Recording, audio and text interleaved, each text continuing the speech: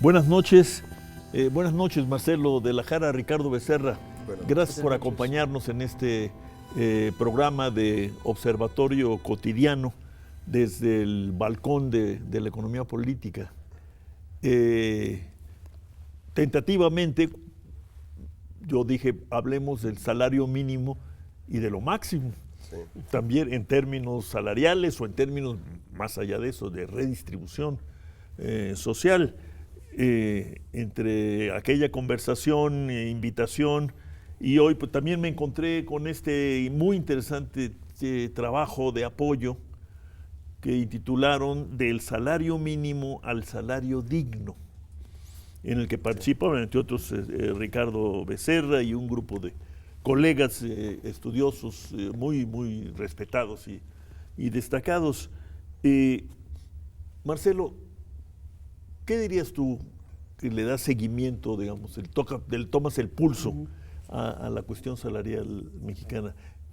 ¿En qué estamos? Hubo aumento a fines de año del salario mínimo en dos segmentos, me platicabas antes de entrar aquí, pero han pasado algunos meses y topamos con unos índices de inflación pues que indeseables y un tanto inesperados. ¿Ese sería razón suficiente como para pedirle a la Comisión Nacional de los Salarios Mínimos que se reúna y que tome una decisión de ajuste, de compensación al respecto, como lo ha hecho ya el jefe de gobierno, el señor Mancera? Sí, sin duda. Me voy a tomar un minuto para hacer como un raconto de dónde viene el tema del salario mínimo. El salario mínimo ha estado desde mediados o inicios de los 90 en un nivel muy bajo en relación a los niveles históricos que había tenido.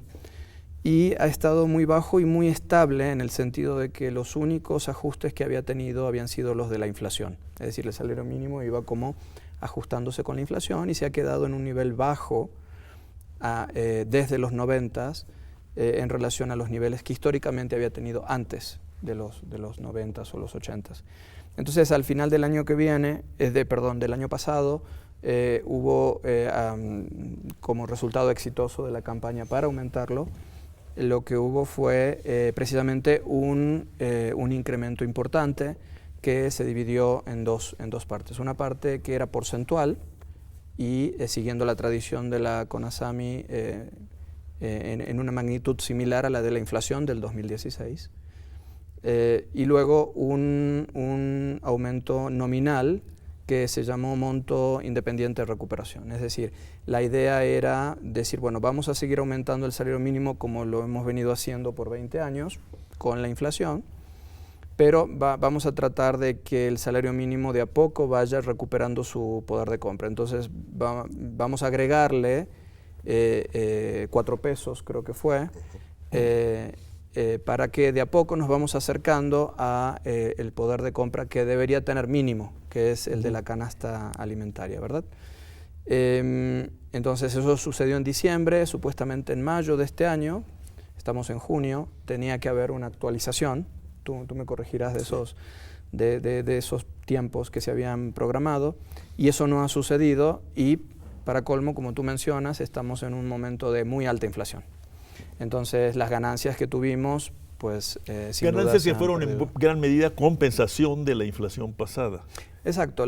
Más este monto independiente de recuperación. Ya me lo aprendí también yo. Sí, así es. Ricardo Becerra. Sí. Bueno, en efecto, en diciembre ocurrió un rompimiento de una tendencia de casi 40 años, ¿no? La Comisión de Salarios Mínimos, casi por sorpresa, como trabajan ellos, se reunieron e hicieron esta operación. Agregaron la inflación pasada, ¿no? Y además 4 pesos como monto de recuperación, de modo tal que dejaron al salario mínimo a 11 pesos de más o menos de la canasta alimentaria. Es decir, 11 pesos por debajo del valor de la canasta alimentaria para 2 personas, no para un hogar, para 2 personas, ¿no? Sin embargo, el crecimiento indeseable de la inflación, que por fortuna no ha pegado tanto en alimentos, pero sí ha pegado, ha empezado a carcomer la ganancia. Esta gráfica muestra pues lo que vale la canasta alimentaria desde 2013 Sí. a lo largo de estos años, es decir, en este sexenio, y la línea de azul muestra el valor del salario El mínimo. salario mínimo que está Es por decir, debajo, por debajo, o sea, hoy 11 pesos y pico. a 11 pesos. Y Así leo bien. Sí, así es. Y estaba en efecto a 17 pesos en 2013. Bueno, ¿no? Es decir, hay una pequeña recuperación. Sin embargo, como se puede ver o como se verá en esta otra gráfica que traigo por acá, la inflación está haciendo que la brecha cambie. Esta ya es para mayo. Esta curva que está aquí ya es para mayo. De modo aquí que son 13 pesos ya. ya son 14. 14 pesos 14 ya. pesos. 14 pesos. Es decir, ha perdido prácticamente los 4 pesos del aumento extraordinario que tuvo en diciembre, antes de mayo, esperando además otro gasolinazo en noviembre, el 30 de noviembre del año de este mismo año, ¿no? Es decir, sí hay todas las razones económicas para exigir que la Comisión de Salarios Mínimos se reúna y al menos haga un planteamiento, como ya lo hizo, por ejemplo, Coparmex, como lo está haciendo incluso con Camín. No, y en el una propio consulta amplia, presidente del Consejo Coordinador Empresarial de alguna manera recoge, ¿verdad?, esta inquietud, esta preocupación. Sí, pero él dice que ya ahora es mal momento precisamente por el brote inflacionario. Digamos, nunca es buena Nunca hora. habrá buen momento. No hay buen momento para aumentar en serio el Pero salario no mínimo. estamos viendo esas gráficas tan bonitas que reflejan una realidad poco atractiva. Sí. No estamos en una carrera contra el tiempo. Claro, Si aumentan los precios, claro. tiempo después, pierde el salario lo ganado, le aumentamos para que recupere lo perdido, vuelven a aumentar los precios. ¿Se puede salir de ese sinfín? Yo digamos? creo que sí. El Centro Espinosa Iglesia, por ejemplo, o el Instituto de Estudios para la Transición Democrática y otras, el gobierno de la Ciudad de México, han hecho un planteamiento que creo que ya caló y que es el punto conceptual. Ya no dejemos que el salario mínimo bajo ninguna circunstancia esté por debajo de la canasta alimentaria. Es decir, que el salario mínimo sirva, como decía David Ricardo, para perpetuar la raza, ¿no? Para comer, cenar y desayunar el trabajador y un hijo, ni siquiera los 4. Pero digamos, como principio de una política de recuperación de salario, el concepto sí está ganado. El salario mínimo no puede estar por debajo de la canasta alimentaria. No es el buen corazón del señor Mancera, ni de ninguno de los involucrados, ¿no? Sino un hecho objetivo que mide Coneval. Esa es, digamos, una definición que creo que no puede seguir evadiendo ni la Secretaría del Trabajo, ni la Presidencia de la República, y mucho menos la Comisión de Salarios Mínimos.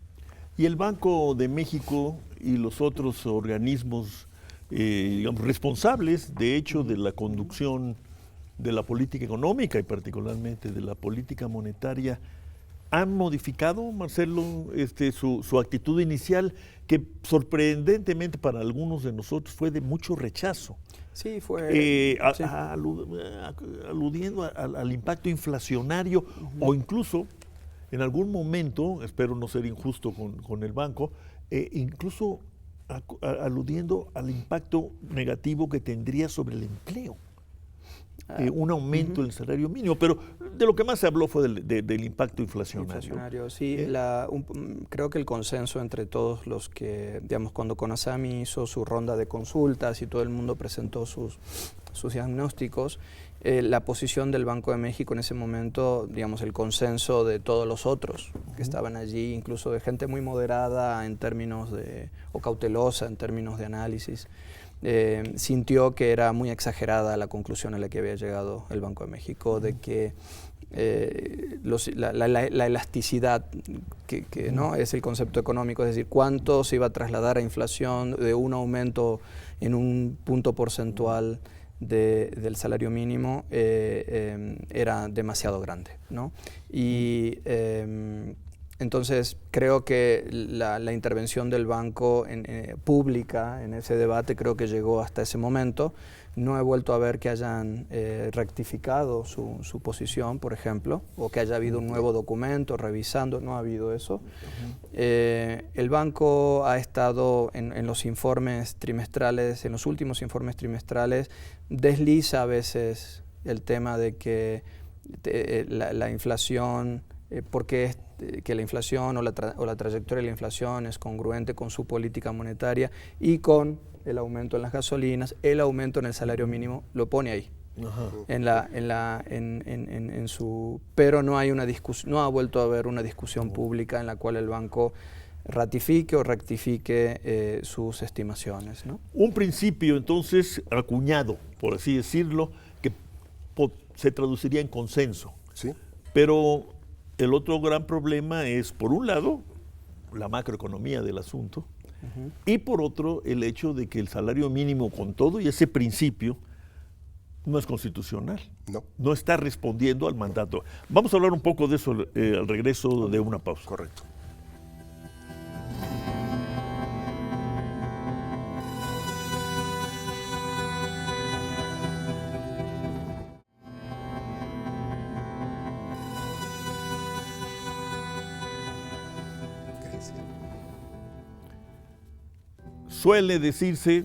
Solía decirse, que habíamos avanzado en nuestra capacidad de competencia en el exterior y con el exterior, o sea, la famosa competitividad, entre otras cosas gracias al salario, a la contención, la prudencia salarial. Y cuando se introduce el tema del mínimo en esto que Marcelo llamó esta campaña, ¿no?, en torno al mínimo, pues el salario mínimo salta a la cara, ¿no?, como que el soporte, digamos, de esta ventaja competitiva llamada salario contenido o salario bajo. Esa es la implicación más evidente, más manejada, sí, del régimen salarial mexicano vis a vis la macroeconomía, que incluye necesariamente los equilibrios externos, ¿no? Pero por otro lado tenemos, como les decía, la preocupación constitucional. Claro. Hay una definición constitucional de salario mínimo. Sí, vamos, el concepto de que el salario mínimo como primer paso en una política de recuperación de largo plazo alcance la canasta alimentaria, digamos, ese es el planteamiento, ¿no? Primero, que el mercado formal de trabajo no produzca pobres extremos, que eso es lo que está ocurriendo. ¿Qué es lo que tú dices en tu artículo de este libro? Sí, ¿cómo hacer más pobres a los pobres? ¿Le voy a pasar la comisión a Cali Arena o a quién le pasa? No, pero el asunto es que, el principio es que si tú trabajas duro y honestamente en el mercado laboral formal, eso debe alcanzarte para escapar de la pobreza extrema en un primer momento. Y luego seguir con una política de recuperación prudente, monitoreada, clara, transparente, ¿no? En el que la recuperación de todas maneras se siga dando, ¿no? Conforme, claro, otros estándares, también meter productividad, etcétera. Pero el principio conceptual de que un trabajador que labora 8 horas no puede estar, digamos, sin comer, ¿no?, en un régimen de hambre. Pero tú hablabas además de la macroeconomía. Aquí esta gráfica no es obra mía, es una gráfica que presentó el presidente Obama a principios de 2016 en el Congreso de los Estados Unidos, en su alegato, ¿no?, por incrementar el salario mínimo federal de los Estados Unidos, que está hoy más o menos a $7.9 la hora. La hora, sí, en Estados Unidos, ¿no? Y ponían a México, que es esta cosita roja que está aquí, como el ejemplo mundial de lo que no debe hacerse. Como le he escuchado yo a Enrique Cárdenas, ¿no?, se nos pasó la mano en el asunto, primero, de usar al salario como un ancla para contener la inflación, y luego de mantener deprimidos los salarios como factor de competitividad. Ahora resulta, creo, bastante claro, si creemos en las cifras del año pasado y en las de este, que el único motor que está prendido en este momento en la economía mexicana es precisamente el mercado interno. Y una inyección de estos 11 pesos, 14 pesos que le hacen falta a cada trabajador en los salarios mínimos, iría directamente a potenciar ese mercado interno, Creo que eso ya lo comprendieron algunos empresarios muy importantes, como el presidente de la CONCAMIN, ya no digamos el presidente de la Coparmex, que ya se definió explícitamente por esta definición. Es decir, también por el bien de la macroeconomía hoy es necesario aumentar los salarios, empezando por los mínimos. Marcelo, hablaste de campaña, Sí. Me gustó el término, quizás por nostalgia, pero no, yo vi lo que se hizo con el salario mínimo, este grupo de trabajo, el otro que le dio al jefe de gobierno argumentación técnico-analítica para su discurso, la muy destacada participación del Centro de Estudios Espinosa Iglesias, etcétera. Es un ejemplo de cómo se puede hacer política verdaderamente pública y no llamarla pública y se acabó. Es pública, ¿por qué? Porque participa el público, porque desde abajo o desde el medio se apela a los poderes que deciden y se va dando una deliberación, un intercambio de puntos de vista. Hoy, a 2 años de la campaña, ¿cómo verías el argumento? ¿Cuál sería el eje de un discurso para ir hacia adelante, digamos, en la perspectiva que nos ha relatado Ricardo Becerra? Sí, bueno, incluso durante este proceso ha habido como argumentos adicionales. Hay en otros lugares del mundo, un poco menos en México, incluso se va un poquito más allá de la cuestión de salario mínimo. Se habla de rentas básicas universales, o en Inglaterra living wage. Entonces, y aquí en la Constitución que son habla que ingreso ciudadano, sí, similares a los que la Constitución propone, ¿no? Como algo, como un mínimo vital, ¿no? Entonces, sin duda sigue siendo, incluso la discusión sobre el salario mínimo es casi, resolver ese problema es casi una condición necesaria para avanzar en otros ámbitos de la discusión de ingresos en el Pero país. ¿por qué también cuando surgió la demanda, el planteamiento, la campaña, se dijo que, bueno, que pues no había más de 7 millones de trabajadores mexicanos que percibían salario mínimo o estuvieran protegidos por el salario mínimo? Que el tema era otro, el problema era otro. En cambio, tú dices, es el punto de partida.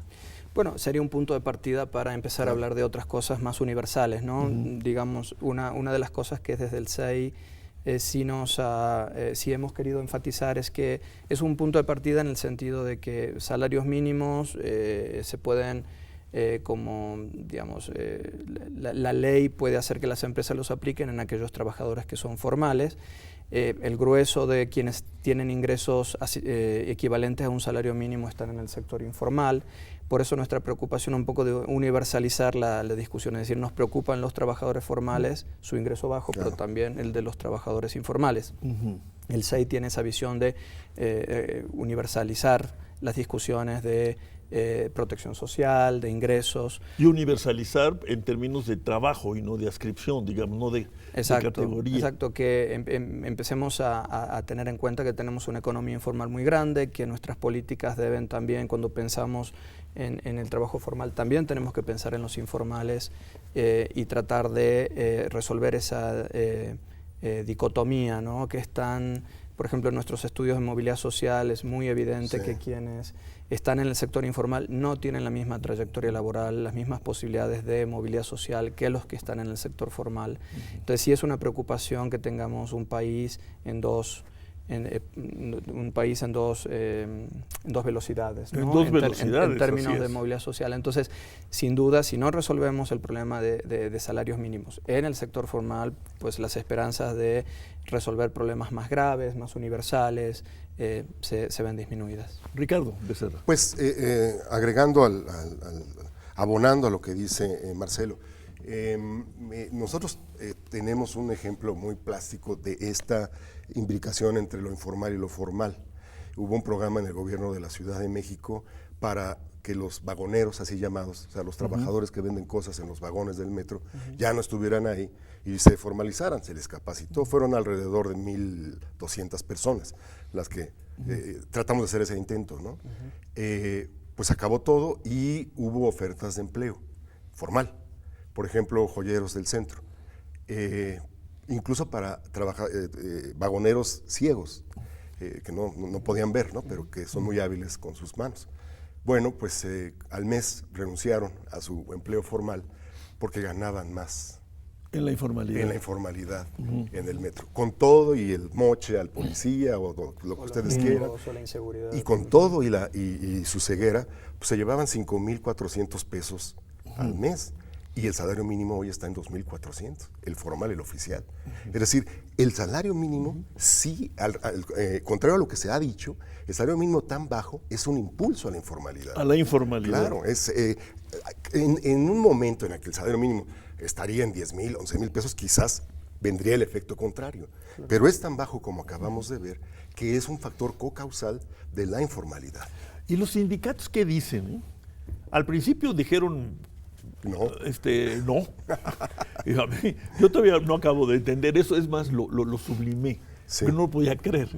Pero, porque es en términos de lo explicado por Marcelo, en términos de la macroeconomía, como tú la ves, pues deberían ser parte interesada, activamente interesada en esta discusión que ya le van y en este tema, ¿no? Creo que ya le van entendiendo. Digamos, nuestros sindicatos son profundamente corporativos y por lo tanto solo ven por sus agremiados, ¿no? Pero lo que yo creo que ya aprendieron y que ya alcanzaron a ver es que los aumentos en el salario mínimo tan bajo les acaba afectando a ellos también, ¿no? Es decir, si el salario mínimo aumenta 2%, pues la negociación sindical también empieza por el 2%, es decir, extremadamente bajo. Yo no digo que la política salarial tenga que empezar o tenga que abarcar con el mismo ritmo a todos, pero sí es verdad que un salario mínimo tan bajo jala hacia abajo al conjunto de salarios. Esta es la última gráfica que les muestro, se los prometo. Fíjense ustedes cómo la evolución de la PEA de los trabajadores de 1 a 3 salarios mínimos eran, cuando entró el presidente Peña, 9,118,000. Hoy son 10,988,000, es decir, 1,5 millones más ganando 3 salarios mínimos. La tragedia es que si ganas 2 salarios mínimos, tampoco sales de pobre. Ya sales de pobre extremo, pero no sales de pobre, ¿no? Y el ganar 3 salarios mínimos apenitas te lleva fuera del umbral de la pobreza. Este es, creo, el drama fundamental de la economía política en México, ¿no? Que su mercado de trabajo manda el mensaje horrible de que tú trabajas, tú chambea honesta y duramente y no saldrás de pobre. Por eso hay que hablar del mínimo y hay que comenzar a hablar del máximo, sin caer en ningún maximalismo. Y el máximo tiene que ser abatir la pobreza, que está amarrada, como lo has dicho, al tema salarial, a este mercado hostil, que es el mercado de trabajo. Marcelo, Ricardo, estoy terminando. Bien. Rápidamente. Solo una idea. Para engarzarnos para el futuro, tenemos que repetir esta fíjate cita. que lo que hablabas de los sindicatos me trae una reflexión de que creo que si los sindicatos en México tienen que tomar una posición un poco más universal acerca de la fuerza laboral, es decir, no solo ver por sus propios agremiados, sino también ver por las condiciones del mercado laboral en general y de la clase trabajadora en general, ¿no? Y eso implica mirar cuestiones como desigualdad, pobreza, pues salarios mínimos sin duda, ¿no? Y entonces volver a la política económica, ¿no? Claro. Vincularlo con la política económica. Ricardo, ¿nos vamos? Pues en el mismo sentido de Marcelo, yo creo que ya casi es un consenso nacional. Yo solamente alcanzo a ver a 3 personajes que se oponen a esto con fervor. El señor Claudio X González, expresidente del Consejo Coordinador, del Consejo de Hombres de Negocios, Juan Pablo Castañón, también hoy en el Consejo Coordinador Empresarial, y Agustín Carstens. De ahí en fuera, incluso el secretario del Trabajo e incluso el secretario de Hacienda han dicho que sí hay margen, sí hay espacio para que un aumento en el salario mínimo se dé y se dé pronto. Porque no tiene implicaciones inflacionarias, porque no afecta la competitividad. Y porque ayudaría al crecimiento económico. Ricardo Becerra, muchas gracias. Marcelo de la Jara. No, gracias a ti. Muchas gracias. Buenas noches.